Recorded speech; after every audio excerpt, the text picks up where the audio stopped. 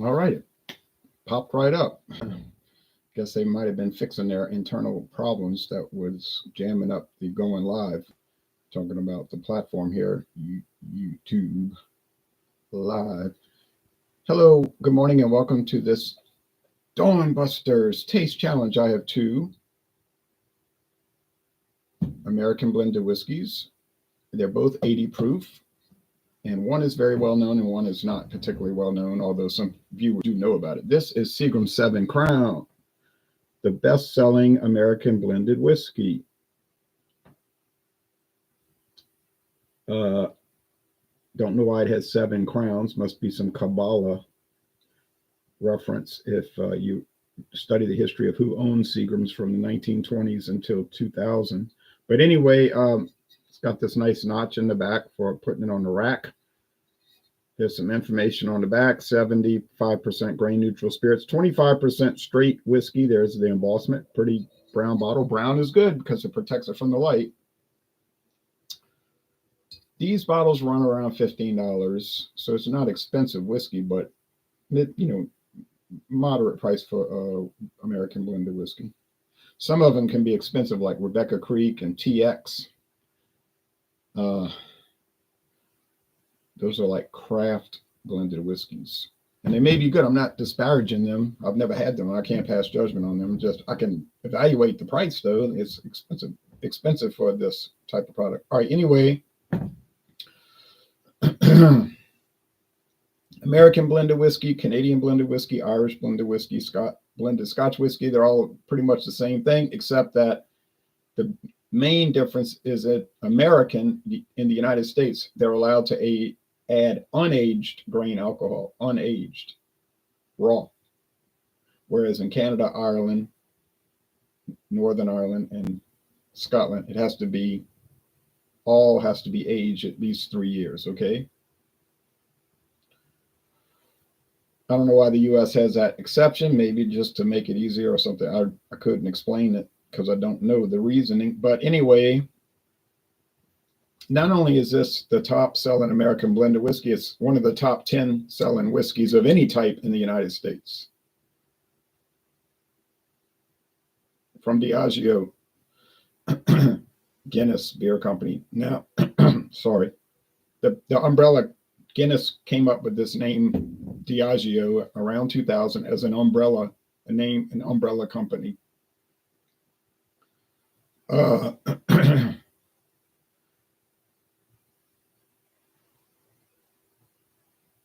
They bought Seagram's 7 Crown, VO Gold. They sold those to Sazerac 16 years later, but they bought Seagram's 7 Crown and Seagram's Crown Royal from Seagram's in 2000. Also, they bought Johnny Walker from Seagram's in 2000 because, excuse me, sorry about that. Seagram's, the owners of Seagram's, because the Seagram's family had not owned it since the mid-1920s, the Seagram's owners decided they wanted to get out of the liquor business. They thought, maybe correctly or incorrectly, I don't know their status, but they thought that there was more opportunity in streaming, like what we would call today streaming media, internet connections and all of that. So they just said, if anybody wants to buy, start bidding, and they auctioned off Chivas Brothers. Pernod Ricard picked that up. Pernod Ricard picked up Seagram's gin. Seagram's vodka was picked up by a company, they call it Infinitum Spirits today. And Sazerac picked up a bunch of stuff, and that's what happened. All right, so anyway, and Sazerac bought their distillery in Montreal. Midwest Grain Products owns the Seagram's distillery in Indiana, renamed Ross and Squibb today. And Sazerac picked up the Seagram's facility in Lewiston, Maine. And I guess that's enough information there. Now, I got to be careful with these glasses. These are my last 2 Diamore glasses. I've managed to break a bunch of them just through accidents over the years, usually slipping out my hand in the sink when I'm washing them, or like yesterday, not realizing I was that close to the refrigerator, hitting it on the fridge. Glass went everywhere. I had to sweep it up. So when this, and I don't know where I would find these to replace them. These were given to me, just like those Disaronno glasses. Well, I could use those. They have a stem and they're like a little snifter, mini snifter, the Disaronno, but I'm keeping those in reserve in case something happens. Oh, I guess I could go to the thrift store, which has an enormous glassware section, and find a pair, if I had to, of some kind of little tasting glasses. Usually they run about $1.50 for a pair. If she only has a single, she'll sell it for 15 cents, because she said nobody ever wants to buy a single. They want pairs.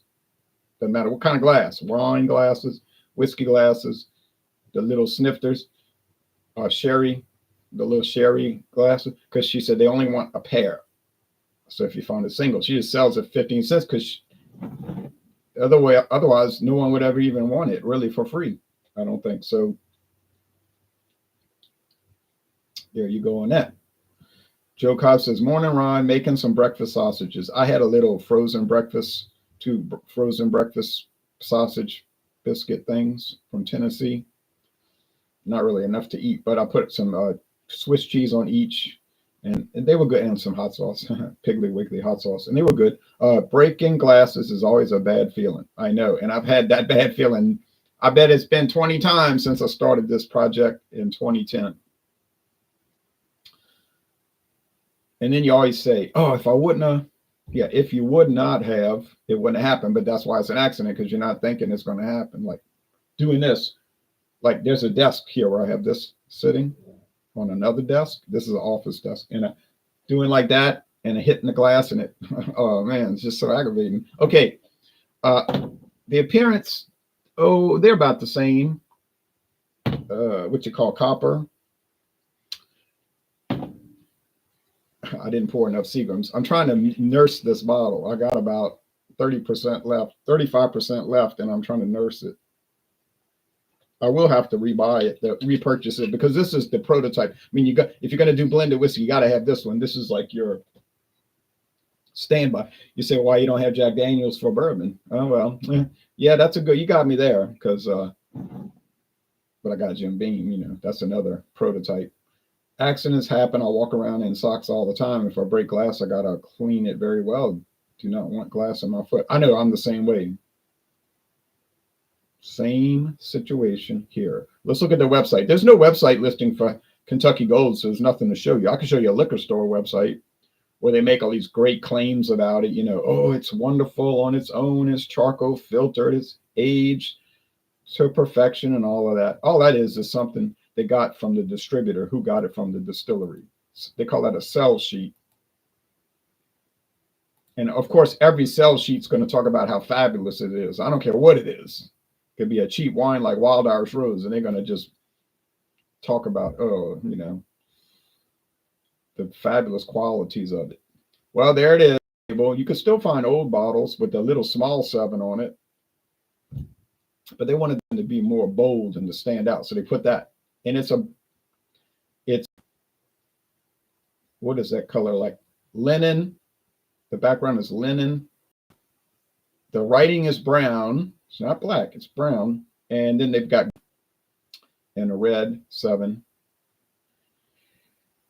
And the show you is a feature cocktail highball. Well, naturally, they promote 7 and 7 all the time. 7 from 7. They've even done collaborations with 7-Up many times, advertisements, and things such as that. In fact, right before New Year's Eve, they were pumping what? 7-Up, showing a bottle of 7-Up in the glasses and the Seagram 7 on their Facebook page. An American icon with a rich heritage. True, a blended American whiskey, Seagram 7 Crown is carefully aged in oak. But I think it's aged before they blend it, because if it was aged in oak, blended it, then it wouldn't be grain neutral spirits. It would be just all whiskey, right? Right.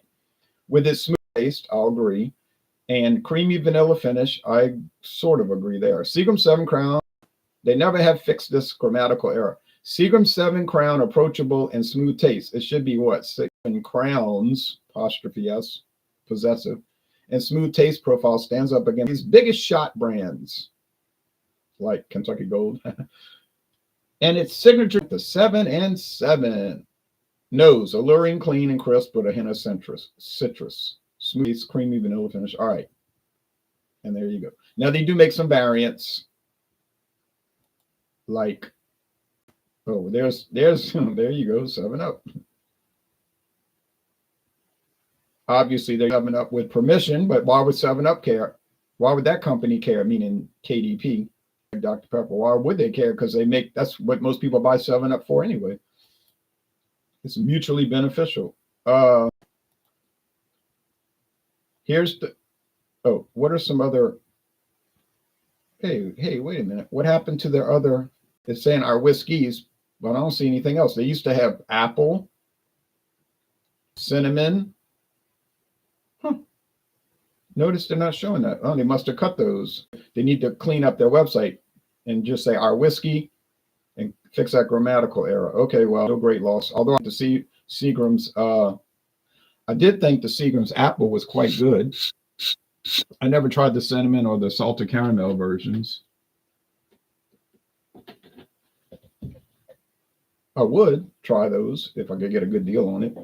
Like I got on the apple. Somebody had Seagram's apple for $4.99. Regularly, it's like $15.99. Well, naturally, I bought it. I chilled it in the freezer because I think those liqueurs, you want them cold. That's my opinion. And it was very nice. And I did the rich and rare apple, which was about the same type of thing. Now, why would you pay $15.99 for a blended whiskey when you could pay $11.99 for a straight Kentucky straight bourbon, such as Jim Beam? The answer, I don't know the answer. Seemed like you'd want something all straight, but I see people buying this stuff. So I mean, literally, I see people buying it at the store. So Seagram 7, I used to use it in my old fashions years ago, says George Wilson. I believe that. And I think it's very commonly used in old fashions. And I think old fashions, one of the things on their website, which I'm not going to go back to, but yeah, highball with 7-Up, also with Coca-Cola. They just say cola. I guess Coca-Cola didn't want to do it. Old fashions and all of that. Okay.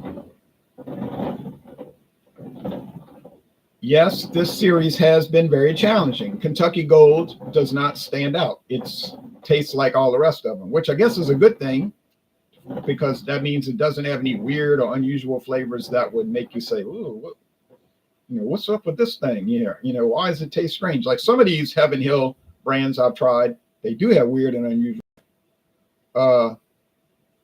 which might be why I don't see them anymore.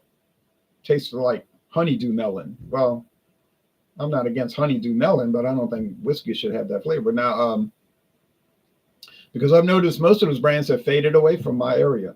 Even the Heaven Hill Kentucky blended whiskey, which used to be everywhere. But now it's not so much.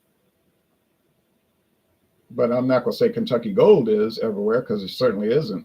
Never seen it in my town. Bought this in Kenner, Louisiana. And I've seen it in Metairie, Louisiana, and I saw it in Baton Rouge once. That's 3 places, and that's it. This one is at every liquor store in North America. I don't know about the world, but definitely, I don't care what state you live in. You're going to see that. I was in Puerto Rico last month. Did I see it in the liquor store? Yeah. But Puerto Rico's like Louisiana. A liquor store means a grocery store or a convenience store, okay? Louisiana, Puerto Rico, same thing. You go to the liquor store, there is no liquor store. It's the convenience store, like the gas station, they got liquor. You go to the grocery store, Pueblo, they got a liquor section. It's just right there. You just pull it off the shelf and go check out. Now, if it's expensive stuff, it's locked in a cabinet where they got to come get it for you. That's everywhere, But so it's very convenient. Another thing about Puerto Rico, their drinking age is 18, like Louisiana used to be, until the U.S. government blackmailed Louisiana to change. That's a true story. To change the drinking age in 1987. And then Louisiana tried to skirt that law, and that went on for about 20 years, where they got away with it where legally you couldn't drink at 18. I'm sorry, you couldn't buy liquor at 18. But see, they constructed the law where they thought the U.S. government wouldn't notice it. But there was no restriction against drinking at 18. And I guess some aggravating person, alerted the government. Do you know that they still have bar rooms full of 18-year-olds drinking? Yeah, it wasn't illegal. You just couldn't buy it. Somebody could hand it to you and you could drink it. Just get a straw man to buy it. But call a straw man purchase. So under Bill Clinton, the U.S. government said, you better stop doing that or you're not going to get any highway money. The same old pressure, which is why Thomas Jefferson and Andrew Jackson did not believe the U.S. government should fund highway construction, because they thought they would later on blackmail states into doing what they wanted by withholding funds. So this is actually the reason. The old Democrat Party, they used to call it the Republican Party in the early 1800s. They were against federal projects for road construction and canals and railroads or any kind of thing like that. They said, let the states build their own roads and they can connect to each other if they want to. And they can make it a number like they do, US Highway 1, which is not owned by the United States government, by the way. It's owned by the states. They just make a common number so you can go from Maine to Florida and not get lost. Now you see the current administration, Trump administration, is pushing for that old idea. Now it's funny that the Trump administration is Republicans, but they're pushing for the old Democrat idea of Thomas Jefferson, Andrew Jackson, and those kind of guys saying, also, is it Martin Van Buren, another one? No, it should be state controlled. Well, just thought I'd bring that up because it is interesting. This applies to tobacco as well. Yeah. My view is this: if you can join the military and die for your country, you should be able to partake in alcohol and tobacco. Well, yeah, I agree with that. They'll say you're old enough to get drafted and get sent to and shoot a machine gun. You're mature enough to do that. But drink a beer, you crazy kids, you'll go crazy. You'll get hurt. You'll start a riot. Doesn't make any sense. But you can vote. You're old enough to choose your leaders, like vote for president, but you're not old enough to drink. That doesn't make any sense. It's illogical. Like Spock would say, it's illogical. It makes no sense. But a lot of things the government does make no sense.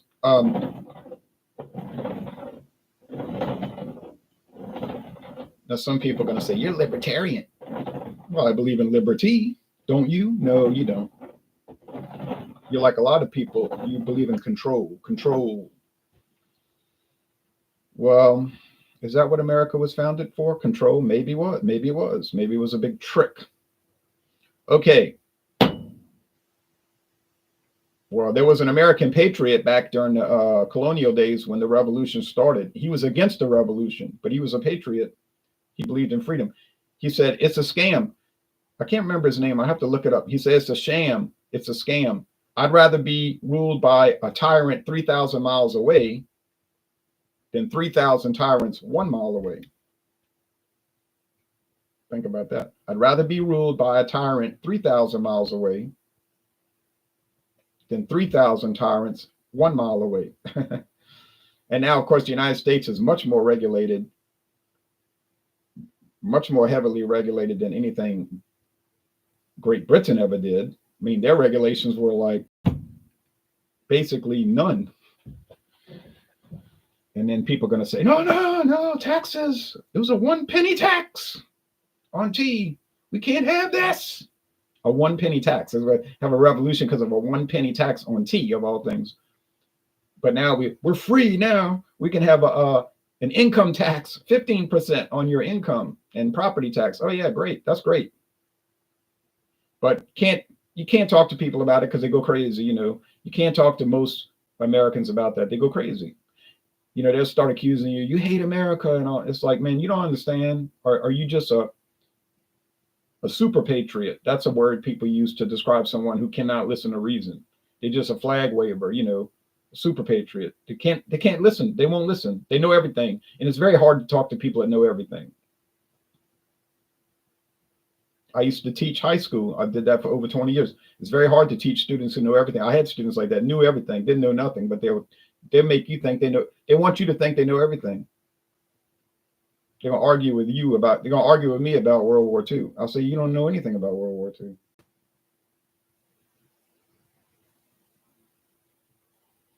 And I would tell them, if I'm wrong, I'll admit it. It's like, if you got some fact about this war or whatever that you show I'm wrong, okay, I'll admit I'm wrong. But you got to come up with you got to have backup. You got to have sources. What's your source? I would tell them, what is your source? So do it.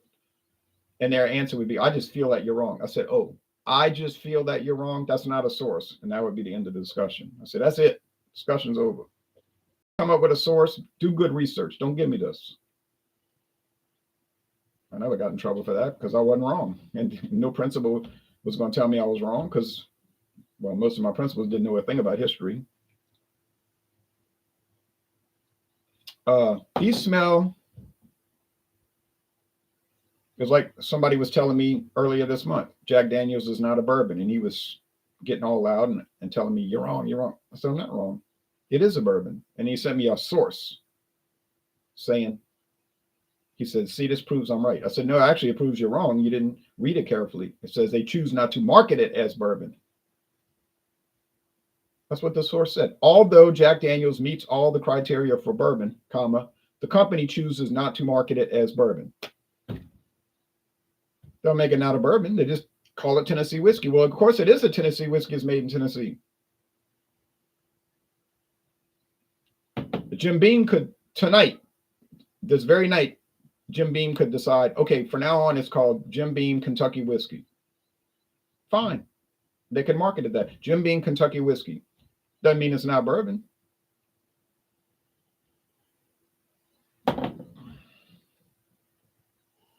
Aroma is neutral. I'm going to be honest here. The aroma is not happening. Either way, I don't know which is which right now. I got tags at the bottom. The aroma is nothing. Okay, so we cannot, the appearance is the same, and the aroma, meaning there is none. From what I can tell, my nose is not stopped up. And I could smell the coffee this morning. Smelled like coffee. Yeah, so that's a washout. So right now, who has the lead? Kentucky Gold has the lead. Why is that? Well, I paid $6.99 for this. And I paid $14.99 for this, something like that. Common sense. The cheaper one's going to always win a tie, unless you just like to get rid of them. All right. Oak, a lot of oak. Now, they emphasize oak on the bottle and on the website, and I'm getting that. Oh, but that confused me last night. You see, remember last night was kind of a fiasco challenge. I was really confused. Oak, they talking about vanilla. I guess that's there. Corn, not too much sweet candy corn though. Not too much of that.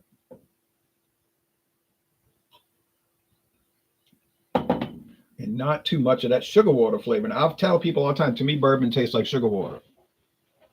Some people laugh, and then others agree. Talking to a guy at the baseball game Sunday, he said, yes, he agreed. That's why he said he likes scotch, because he finds it's drier. He finds scotch is dry. All right, meaning less sweet.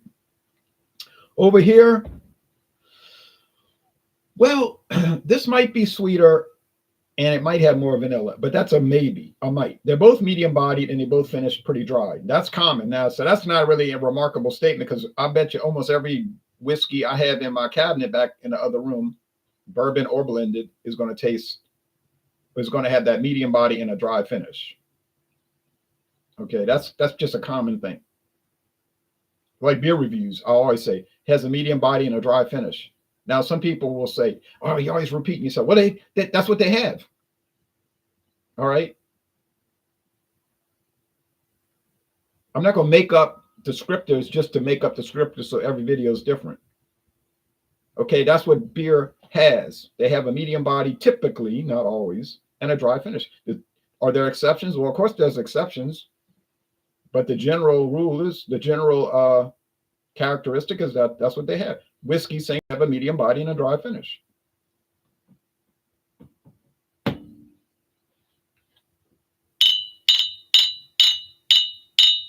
Seven chimes for 7 crowns.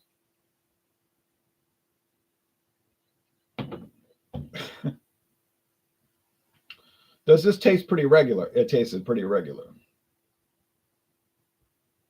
Meaning like every other American blended whiskey you ever find. It's just like same old thing. Nothing bad. A little fruitiness too. What kind of fruit? I don't know. Some kind of like I don't something juicy, you know, not a banana, but something juicy.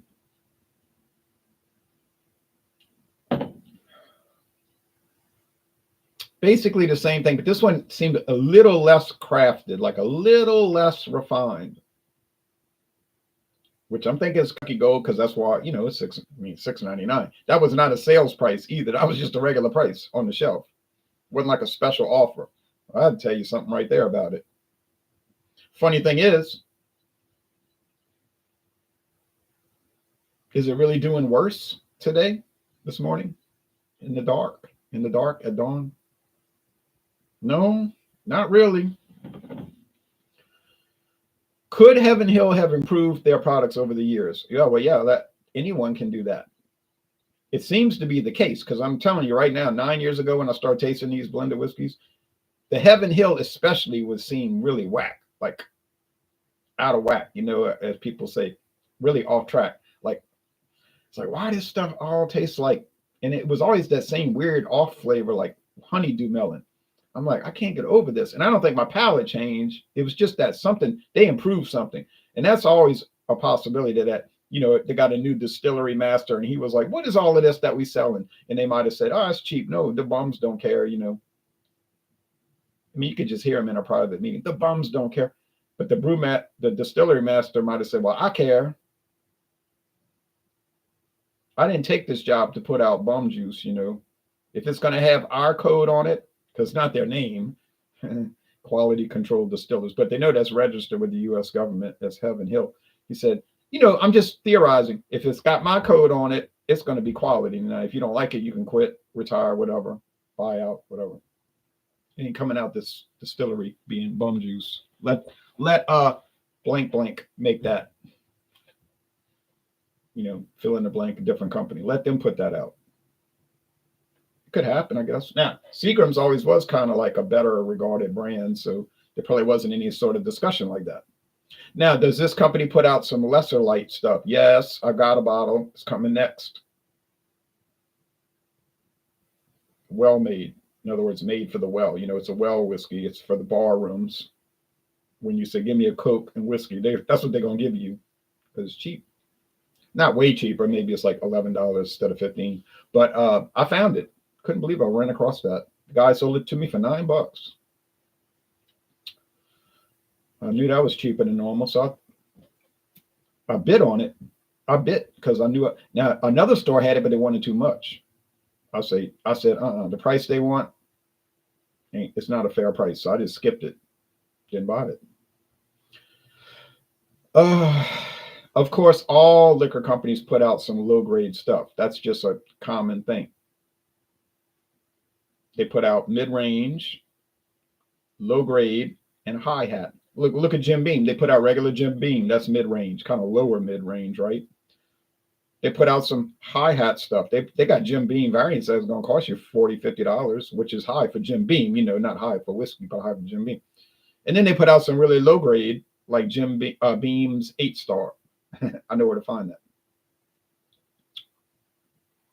You say Beam's 8-star, huh? Never heard of that. Yeah, you won't see it on the website either, but I got a bottle on the shelf unopened.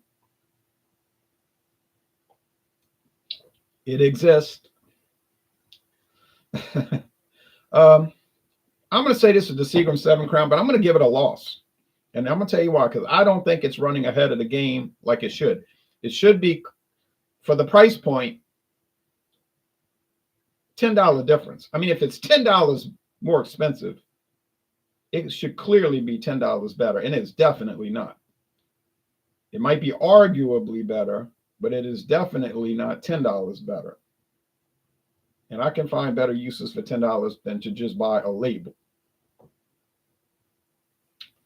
As it turns out, it's the Kentucky Gold. So once again, I've been confounded, dazed, and confused for so long it ain't true. So this Kentucky Gold, I'll say one thing about it. It messed me up, not physically, but in the challenge. And I have one challenge left. Don't have much confidence after all of this. Why would I have confidence? It's been basically a draw in this series. Sometimes I could tell Kentucky Gold against other ones, but the other half, and maybe the time I got it right was just sheer luck. Could be. There's only two. It's like flipping a coin. There's only two products. So I would say that's a very strong argument for Kentucky Gold, because at $6.99, it should be getting just beat up in these challenges, right? And I think McCormick would get beat up. Don't know that in the challenges really too much. I only had a small bottle of McCormick. I didn't give it a proper challenge series. You know, McCormick could be $5.99. So you would think it's just going to get shattered, decimated, exasperated, and consolidated. But Kentucky Gold has been a real battler. It has really battled. It's been shocking to me. It's been a shocking tournament, or some people say tournament. I guess that's more. I guess tournament is more correct because it is TOURN. But so would I recommend Kentucky Gold? I would recommend it within context. You know it's inexpensive, and you know what you're going to expect, more or less. But don't let your preconceived ideas, don't say, like me, this is what my thinking was. Oh, golly, I tried Kentucky Gold 10 years ago or 8 years ago. It was terrible, really. Things have obviously changed. And like I said, I don't think it was my palate. I just think they've improved it. And the bottle says, the bottle says 2024 on the bottom. It says 24. It says 24. That's how they code it. This one says, they printed it. Sometimes they'll engrave it or it'd be molded onto the bottle. It'll be part of the bottle. But this one's got a printed date. It says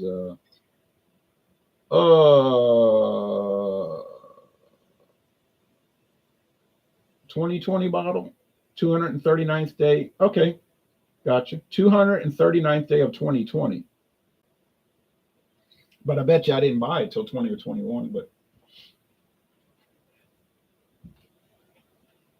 so sorry, Seagrams. Don't come. I did not cheat, and I had no horse in the race. Didn't matter to me who won. But I got to give the win to Kentucky Gold. So Kentucky Gold, I never would have believed this would happen, but the clear and present winner. No, it was not better than Seagram's, but it certainly was not worse. And the price is much better in my area, at least. All right, so thank you for watching. Thank you for tolerating it. And then next time, the last challenge of the series until might be next year, probably be later this year, before we get back to another American blended whiskey.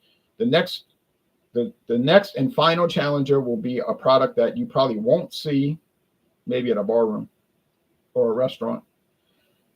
Well made. And I think that's a liter bottle. Most of those barroom bottles are liters. I think that's a liter. And I got it for $9. I could be wrong, but I think it's a liter, $9. Oh, golly. All right. Y'all take care now. Bye-bye.